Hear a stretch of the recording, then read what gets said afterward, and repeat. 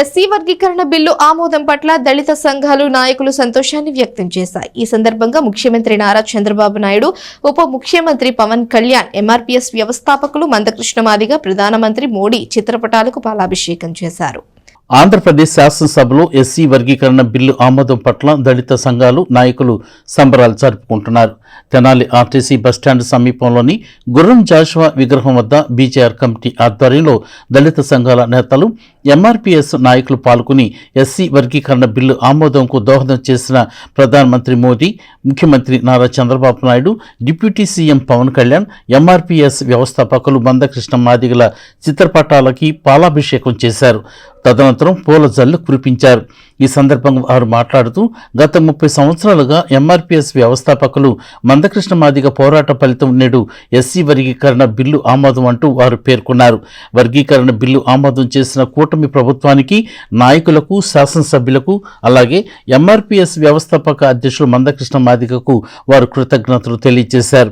ఈ కార్యక్రమంలో మేకల సురేష్, సిద్ధుల కమలాకర్, నలుకుర్తి సద్గుణరావు, నలుకుర్తి రమేష్, సుద్దపల్లి నాగరాజు, విన్నయ్ కుమార్, శ్యాంబాబు, అత్తోట శరత్, లక్ష్మణ, కొండముది బోసుబాబు తదితర నాయకులు పాల్గొన్నారు.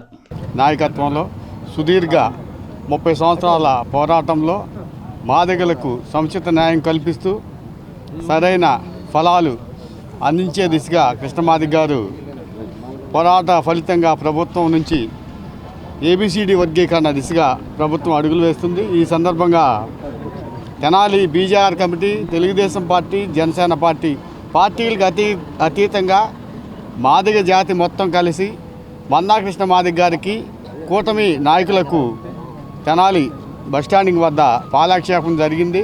భవిష్యత్తులో కూడా ఇదే విధంగా ఐక్యంగా ఉంటూ మాదిగ జాతి ఐక్యతకు తెనాలి బీజేఆర్ కమిటీ తరఫున నిలబడతామని తెలియజేస్తూ, ఎంతోమంది స్ఫూర్తితో ఈ ఉద్యమాన్ని నడిపించినటువంటి యావత్ ఎంఆర్పీఎస్ నాయకత్వానికి, ఎంఆర్పీఎస్కి సహకరించినటువంటి మాదిగ సోదరులకి, అలాగే ఇతర కులాల నుంచి కూడా కృష్ణమాదిగ ఎప్పుడు కూడా సహకారం తీసుకుంటూ ప్రతి కులాన్ని, ప్రతి మతాన్ని, ప్రతి ప్రాంతాన్ని గౌరవించుకుంటూ ఈ ఉద్యమాన్ని నడిపి 30 సంవత్సరాల తర్వాత ఏదైతే న్యాయ పోరాటం చేశాడో ఆ న్యాయం ఎప్పటికైనా అంతిమంగా మంచి జరగాలనే ఉద్దేశంతో దేవుడు కూడా ఆయనకి ఆయురారోగ్యాలతో పాటు ఆయన యవ్వనాన్ని కోల్పోయినప్పటికీ కుటుంబానికి దూరంగా ఎన్నో ఉద్యమాలు నడిపి ఎంతో చరిత్ర కలిగినటువంటి ఉద్యమం ఇది.